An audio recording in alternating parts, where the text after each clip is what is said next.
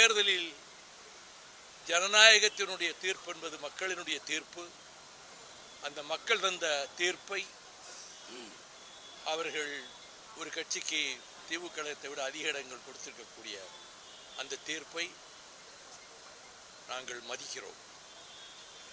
அவர்களால் 108 தான் பெற்றிருக்காங்க. இன்னும் அவங்களுக்கு எம்எல்ஏக்கள் தேவை. 10 பேர் வேணும்.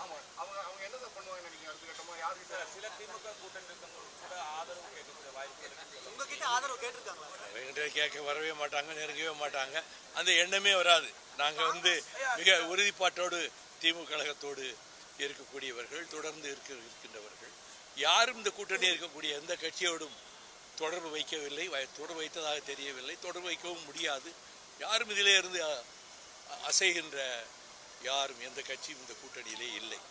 தேர்தல் முடிவுகள் என்ன உணர்ந்து? நீங்க நீண்ட காலமா அந்த தேர்தல் அரசியல் இருக்கீங்க, இப்படியான ஒரு ரிசல்ட்டை தமிழ்நாடு எப்போதும் பார்க்காத வகையில் இருக்கு, அதை எப்படி பார்க்கணும்?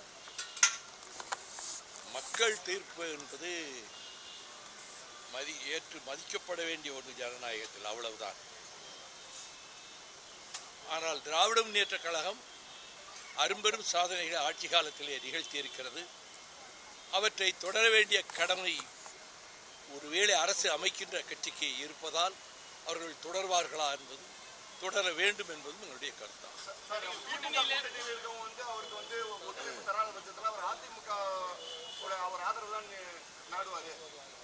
பத்திரிகையாளர்கள் நீங்கள் தான் 6 இடம் கணிச்சு தினம் ராத்திரியில் சர்ச்சைகள் நடத்தி விவாதங்கள் மேற்கொள்றீங்கல்ல, இந்த கருத்துக்கள் அங்கே பரிமாறப்படும். பெரிய கேட்ட கேள்வி இல்லை. கூட்டணியுடைய முக்கியமான கூட்டணியில் மற்ற கட்சிகள் பெரும்பான்மைக்கான ஆதரவு கொடுக்கக்கூடிய நிலைக்கு போகும்போது உங்கள் நிலை பண்ணுவாங்க. ஒரு காலம் இங்கே இருக்கக்கூடிய எந்த கட்சியும் அந்த முடிவுக்கு வராது.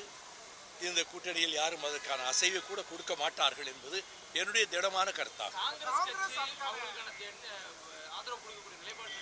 நான் இன்னொரு கட்சியை பற்றி அந்த கட்சிக்குள்ளே நடப்பதை பற்றி எல்லாம் நான் பொதுவாக கருத்து சொல்லவே மாட்டேன்.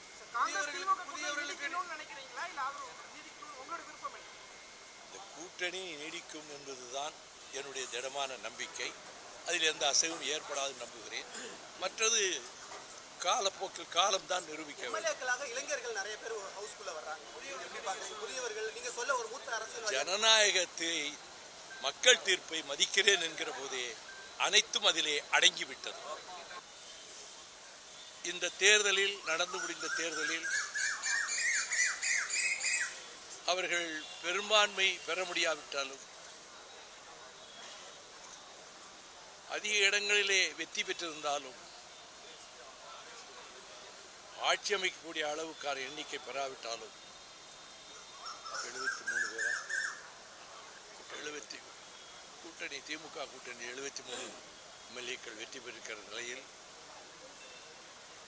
62 தேர்தலில் திராவிட முன்னேற்ற கழகம் 50 இடங்களிலே சட்டமன்ற தேர்தலில் வெற்றி பெற்ற போதும் காஞ்சிபுரத்திலே பேரறிஞர் அண்ணா அவர்கள் வெற்றி பெறாததால் அந்த 50 பேர் வெற்றியை கூட அவர்கள் கொண்டாடுகிற மனநிலையில் இல்லை. அது போன்ற ஒரு நிலைமைதான் இப்பொழுதும். திராவிட முன்னேற்ற கழகத்தினுடைய தலைவர் அரும்பெரும் சாதனைகளை திட்டங்களாக அறிவித்து நிறைவேற்றி ஒரு எடுத்துக்காட்டான அரசை நடத்திய தலைவர் தளபதி ஸ்டாலின் அவர்கள் வெற்றி பெறாதது, அது போன்ற ஒரு மனநிலையைத்தான் திராவிட முன்னேற்ற கழகத்திற்கும் கூட்டணி கட்சிகளுக்கும் ஏற்படுத்தியிருக்கிறது. பிளே ஸ்டோர் மற்றும் ஆப் ஸ்டோரில் இருந்து பாலிமர் செயலியை QR கோடு மூலம் பதிவிறக்கம் செய்யுங்கள். செய்திகளை உடனுக்குடன் பெறுங்கள்.